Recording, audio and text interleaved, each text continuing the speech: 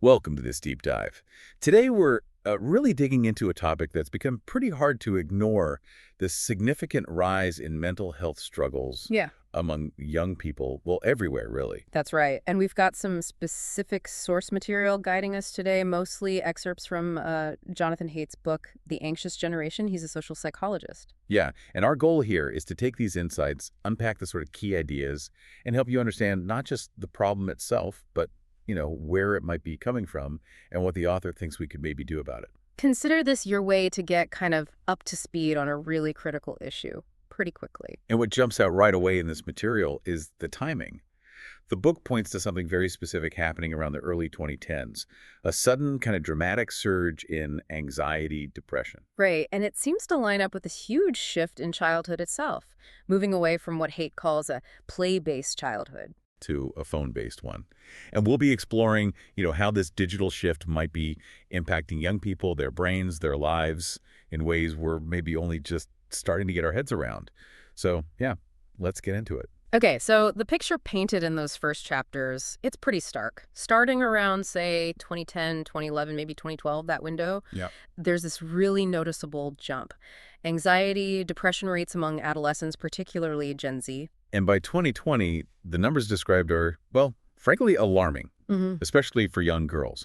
The book talks about big increases in self-harm, suicidal thoughts. And it backs this up with data, like emergency room visits, not just, kids being more open about feelings. The argument is this points to a real crisis. Right, not just more reporting. Exactly. The focus is heavily on what they call internalizing disorders, anxiety, depression, loneliness. Not so much acting out, but turning inward. And you see this rise across the board, teens, college students. You also get this real feel for what parents are going through in these sources, like feeling they've lost control, constant battles over phones and tablets. And this deep worry, this nagging feeling that their kids are just missing out, missing essential real-world stuff because they're glued to screens. Which brings us right to that core idea. A fundamental shift happened. Yeah, the book argues that around 2010 to 2012, sometimes called the Great Rewiring, childhood just changed. It went from being grounded in physical play, face-to-face stuff. To being lived through screens, social media, primarily. Now, it's fair to say, and the book acknowledges this, there's been debate. Is it a real crisis or just, better awareness, better reporting? Sure, that question always comes up. But the author pushes back, pointing to things like those rising ER visits for self-harm.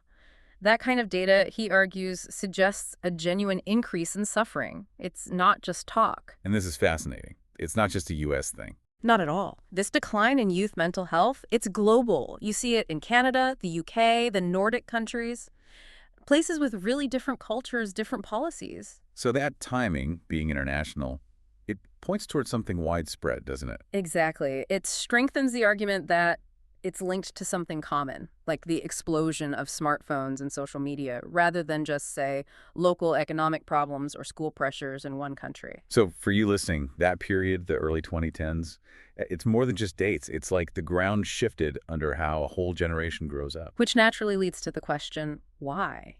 Why is this digital shift so disruptive? What is it that kids need developmentally that this new environment might be, well, blocking? The book really goes into the uniqueness of human childhood, how we have this incredibly long, slow development compared to other animals. Right. It allows for all this complex learning, absorbing culture before we're thrown out into the world. And right at the heart of that slow process, play. Absolutely. The book makes a strong case that play isn't just messing around. It's like the fundamental work of childhood. It's how kids literally wire up their brains. Building social skills, emotional regulation, figuring things out. Yeah, and especially unsupervised, physical, free play. That's where they do the low-stakes trial and error, build confidence, learn competence. Haidt has that great quote. Oh, yeah, the one about. Play is the work of childhood, and all young mammals have the same job. Wire up your brain by playing vigorously and often. Right. And a phone-based world just restricts that by its very nature. Then there are these key social skills, like attunement, that ability to kind of sync up with someone else emotionally, physically. It's vital for strong relationships. You can immediately see how a phone constantly buzzing could just shatter that deep, present connection. Totally. And then there's social learning. We're wired to learn from others, right? Yeah. We copy peers, that's conformist bias. We copy people who seem successful or cool prestige bias. Okay. Social media platforms, designed to grab and hold attention, they can basically hijack these instincts. They might push harmful norms or influencers over, say, family values or local community wisdom. Wow. The book actually says something like, social media platforms hijack social learning and drown out the culture of one's family and local community. Yeah, pretty powerful. And puberty gets special attention. It's such a sensitive period. Brain rewiring for identity, social And standing. being flooded with filtered, maybe harmful online stuff during that time. You can see how that could really mess with development. Which brings us to this idea the book calls experience blockers. Things that literally stop kids from getting the experiences they need to grow properly. Okay, what are they? Two big ones are highlighted. First, safetyism. This is like extreme caution, avoiding any kind of risk in the real world. It limits chances for kids to face challenges, build resilience. Too much protection, basically. Yeah. The author puts it bluntly, safetyism is an experience blocker. The argument is that overprotected kids are more likely to get stuck in what's called defend mode. As opposed to. Discover mode. That's the state of being open, curious, exploring, willing to take reasonable risks. It's where the real learning and growth happens. And defend mode is. Anxious. Cautious. Exactly. Always scanning for threats, defensive. The book says Discover Mode fosters learning and growth and adds this really interesting bit. Children are intrinsically anti-fragile. Meaning they get stronger from facing challenges. Right, which is why overprotected children are more likely to become adolescents who are stuck in defend mode. Okay, so safetyism is one blocker. What's the other? Smartphones themselves? Obvious, maybe, but crucial. They pull kids away from face-to-face interaction, especially during those vital teen years. And online chat, DMs, they lack all the nonverbal cues, the nuances you need for sophisticated social skills. Right, the tone, the body language. All gone. And this contributes to what the book terms a blocked transition to adulthood. Blocked transition. Yeah, puberty gets the brain ready for rich, real-world experiences. Historically, societies had rites of passage to guide this, like initiation ceremonies, vision quests, that kind of thing. Exactly. Often challenging experiences. They marked the journey from child to adult, usually involved separation, transformation, and coming back into the community with new roles. Haidt notes, rites of passage are the curated sets of experiences that human societies arrange to help adolescents make the transition to adulthood. And we don't really have those formal things much anymore, do we? Not in the same way, especially in secular societies. And the book argues that endless online access kind of hinders kids from hitting those real-world growth milestones independently. So what's the suggestion? We can't just invent ancient rituals. No, but the book suggests maybe we could, as communities, agree on modern milestones, like age-graded freedoms and responsibilities, building a kind of ladder to adulthood. Okay, that makes sense. The idea is a society that is large, diverse, and secular might still agree to a set of milestones that mark stepwise increases in freedoms and responsibilities. It's worth noting, too, the book does mention other perspectives. Some argue that maybe kids are finding new ways to navigate becoming adults, perhaps through online groups or just informal stuff, even if it looks different. That's true. It acknowledges that complexity. So, reflecting on all that, for you listening, thinking about what kids need developmentally, these blockers, what does it mean for raising resilient kids today? How important is that unstructured time, letting them face challenges? Okay, so building on the why, the book then really drills down into what it calls the 4 foundational harms. The specific damage caused by this shift to a phone-based childhood. And the author starts with a personal story, right? About his daughter and a video game. Yeah, just to illustrate how deliberately addictive these things can be, it sets the stage. Right. The argument is, after the iPhone arrived in 2007, apps really changed the game. Phones went from tools to these platforms engineered specifically to grab and hold your attention, especially young people's attention, incredibly powerful forces. and the sheer time involved, the opportunity cost. The book mentions studies suggesting teens spend, 40, 50 hours a week on screens. Staggering, isn't it? That's time not spent sleeping, doing homework, playing sports, hanging out face-to-face. It makes you think of that thorough quote mentioned in the book about the cost of a thing being the amount of life you exchange for it. Exactly. Okay, let's break down the 4 harms. Number 1, social deprivation. Less real social life. Dramatically less. Since smartphones became common, actual face-to-face time among teens has plummeted. The book quotes, "The great rewiring devastated the social lives of Gen Z by connecting them to everyone in the world." And disconnecting them from the people around them. Wow. And this isolation is directly linked to worse mental health. Yep. Harm number 2, sleep deprivation. The phone's in the bedroom problem. Classic example. Smartphones wreck adolescent sleep, which messes with school, mood, everything. High social media use specifically is tied to poor sleep. Obvious, maybe, but a huge factor. Okay, number 3. Attention fragmentation. The constant pings, notifications, the way apps are designed, it trains young brains for distraction, makes deep focus really hard. Like, you can't concentrate for long periods. Exactly. The book says constant notifications and alerts hinder their ability to concentrate. And this is happening during a critical time for brain development, for building skills like planning and self-control. Right. And the 4th harm. Addiction, plain and simple. The book argues kids can develop behavioral addictions to tech that work just like, say, gambling or even substance addictions. Oh.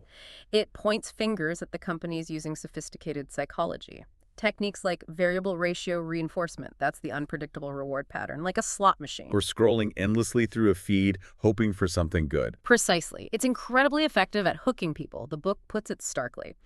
When we gave children and adolescents smartphones, we gave companies the ability to apply variable ratio reinforcement schedules all day long. Yikes. Yeah. It's concerning. Now, the book does briefly nod to potential positives finding community online, self-expression. Sure, it's not all bad. But the conclusion is pretty clear. For many young users, especially with heavy use, the evidence suggests the harms to development and mental health generally outweigh the benefits. Makes you think, doesn't it? Yeah. For you listening, how do you see these 4 harms playing out? With young people you know, maybe even, let's be honest, in your own life. The book then takes a really interesting turn, looking at how this crisis seems to affect boys and girls differently.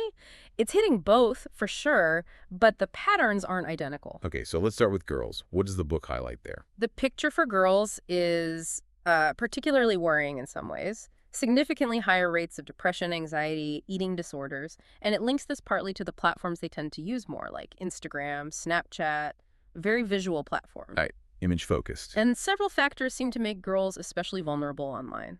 Things like intense visual social comparison, the pressure for perfectionism, leading to body image issues, self-worth problems. That makes sense.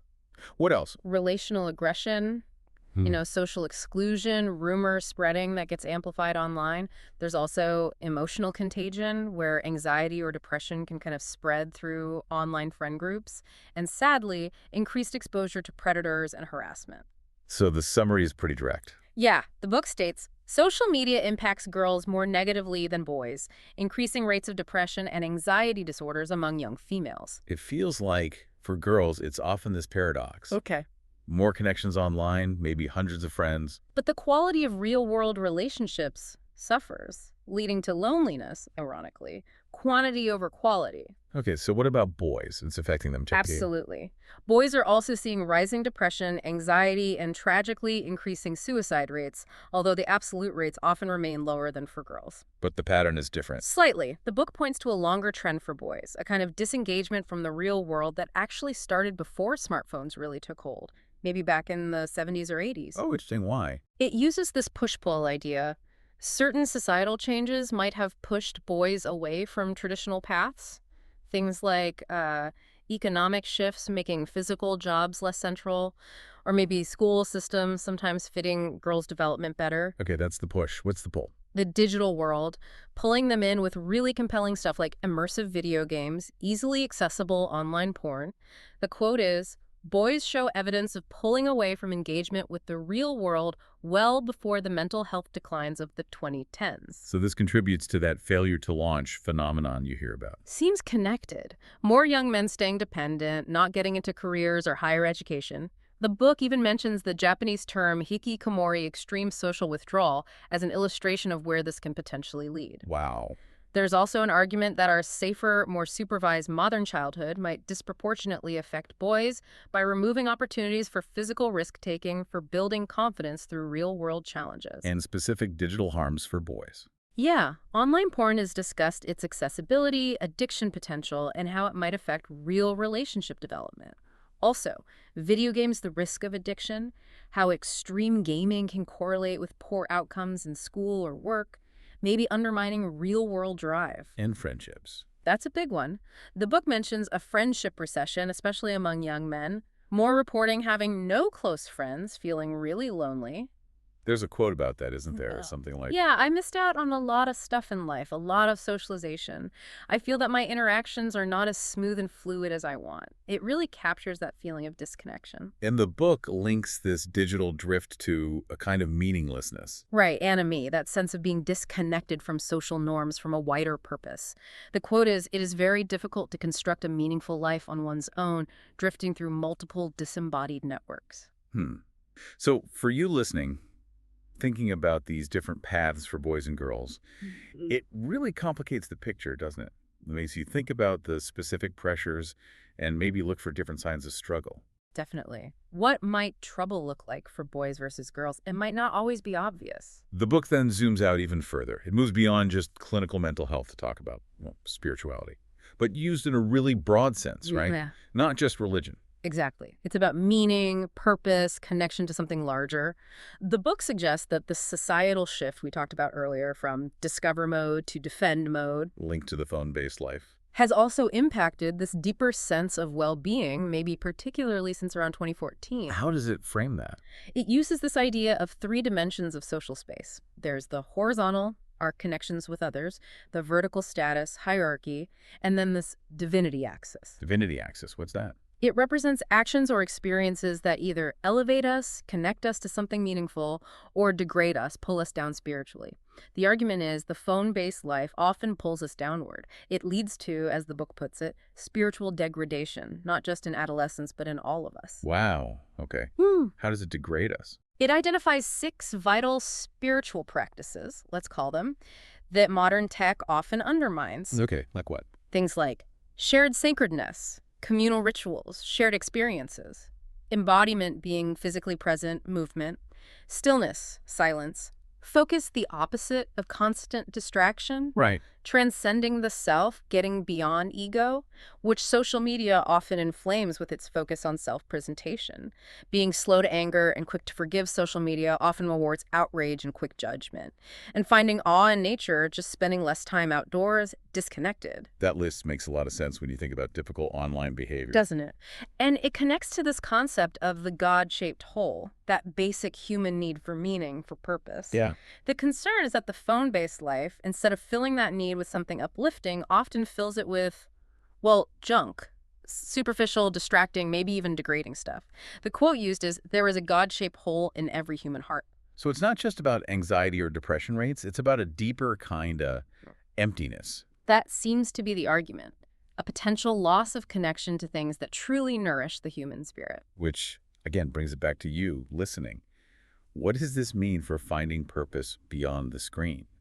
How do we intentionally choose experiences that, elevate rather than degrade? Okay, so we've covered the problem, the why, the harms, the differences, the spiritual dimension. It's a lot, and it can feel pretty overwhelming. Like, is it too late? Is the problem just too big? Yeah, that's a natural reaction. Hopelessness, almost. But the final sections of the book really push back against that. The core message becomes one of agency, of possibility. It strongly argues that collective action is the key. Not just individual effort. Individual effort matters, but it's not enough here. The book emphasizes we are not helpless, although it often feels that way. And crucially, collective action problems require collective responses. Explain that, the collective action problem bit. Okay, so imagine most parents don't want their kids glued to phones all day. But if all the other kids have phones and are interacting online... Then the parent who holds out feels they're condemning their kid to be a social outcast. Exactly. So individually rational choices, getting the phone to fit in, lead to a bad outcome for the whole group. That's the detrimental equilibrium. The book says most parents don't want their children to have a phone-based childhood, but somehow the world has reconfigured itself so that any parent who resists is condemning their children to social isolation. Got it. So collective responses are needed to break that cycle. What kind? Several types are discussed. Things like voluntary coordination, parents banding together, like the wait until 8th movement for smartphones. Intentionally changing social norms, making it normal again for kids to play outside unsupervised. Okay. Pushing for technological solutions like better age verification that actually works, maybe simpler phones designed not to be addictive, and advocating for new laws and rules. So a multi-pronged approach. Yeah, the vision is clear. If we act collectively, we can roll back the phone-based childhood and restore a healthier play-based childhood. It's framed as achievable. Okay, let's break down those actions. What about government and tech companies? What can they do? Well, first, there's a critique of how tech is designed, often focused purely on capturing attention for profit. It's called a race to the bottom of the brainstem.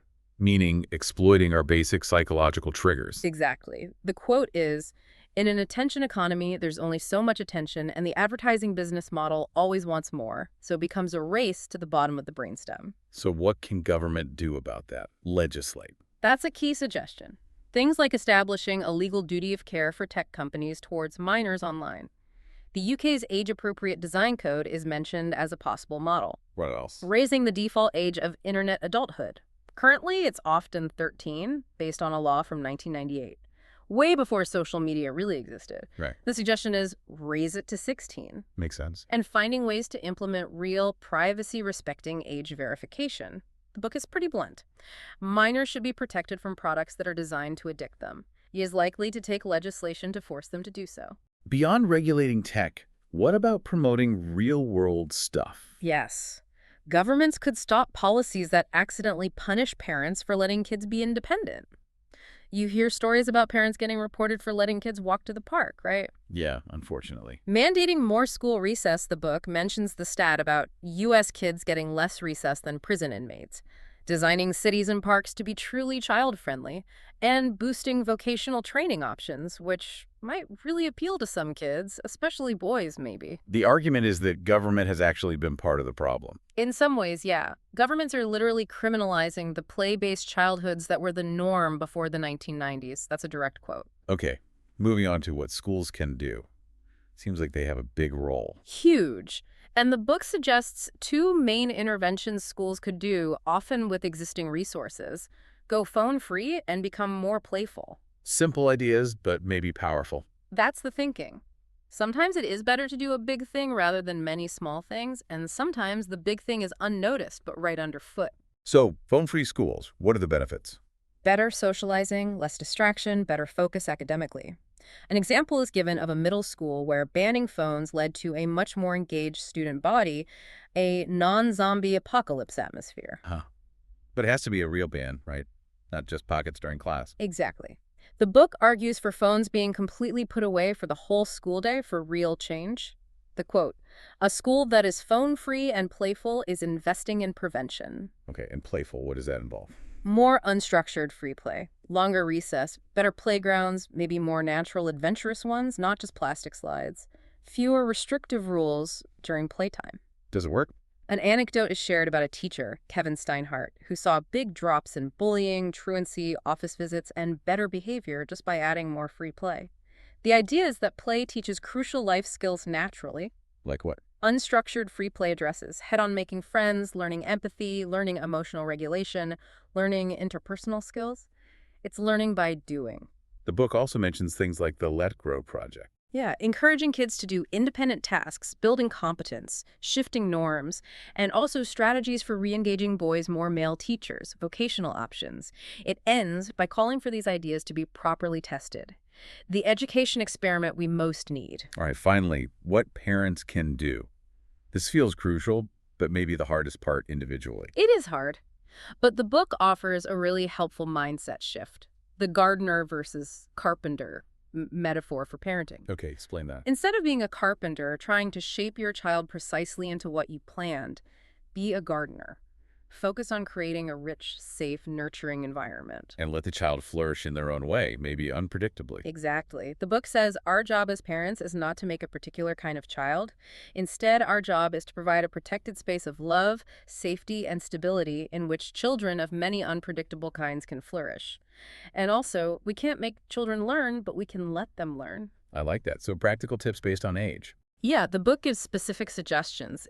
Ages 0–5. Yeah. Way more real-world interaction, way less screens. Ideally, none under 18 months, very limited until 6, preferring interactive video calls over passive watching. Okay. Ages 6–13. This is where the push for independence gets strong. Much more unsupervised play, sleepovers, walking to school alone or with friends. The book argues this builds competence and reduces anxiety.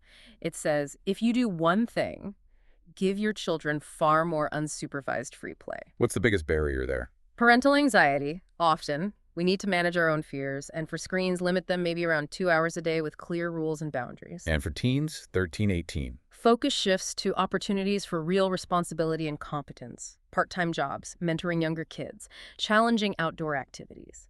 Still managing phone use clear rules, like no phones in bedrooms after a certain time, and delaying getting that first smartphone and social media access is strongly recommended. The longer you wait, the better, basically. And underlying all these individual actions. The power of parents acting together.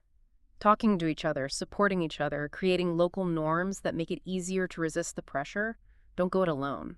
So for you listening, reflecting on all these potential solutions, what feels doable? What resonates? What conversations could you start in your family, your school, your community? How can you be part of that collective action? Yeah, how can we all contribute to shifting things? Okay, so to wrap up this deep dive, the central argument from this source material is really clear, isn't it? This incredibly fast shift to a phone-based childhood, starting around the early 2010s. It hasn't just changed how kids hang out. It's fundamentally deprived them of experiences, relationships, challenges that are vital for growing up healthy. And that's a huge factor in the youth mental health crisis we're seeing. But the message isn't one of despair. Not at all. The book argues we're not powerless. By understanding the problem, we see that collective action involving parents, schools, tech companies, government is required and is possible. We can work together to reclaim a healthier childhood. A more play-based, more human childhood for the next generation. Exactly. And as you think about all this, maybe one final thought to leave you with. If those traditional rites of passage are mostly gone, and tech offers both these big risks, but also maybe new ways to connect, how can we consciously, as a society, maybe invent new positive shared experiences, new milestones to help guide young people into a meaningful adulthood in this really complex digital world? That's a big question, but an important one. Thanks for bringing this source material for us to dig into today. It's incredibly timely. Absolutely. Lots to think about.